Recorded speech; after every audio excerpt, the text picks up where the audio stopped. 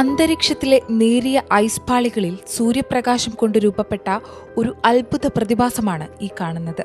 ഓസ്ട്രിയയിലെ ബ്രിക്സാൻഡലിലുള്ള ski world Wilder കൈസറിലെ ഒരു ski സ്ലോപ്പിലായിരുന്നു ഈ അപൂർവ കാഴ്ച.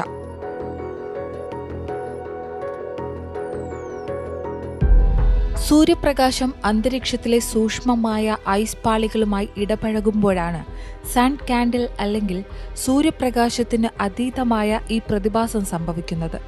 ഈ സമയം ഓരോ ഐസ് ഫ്ലേക്കും ഒരു ചെറിയ കണ്ണാടിയായി പ്രവർത്തിക്കുകയും ഒരു ഒപ്റ്റിക്കൽ ഇല്യൂഷൻ സൃഷ്ടിക്കുകയും ചെയ്യുന്നു.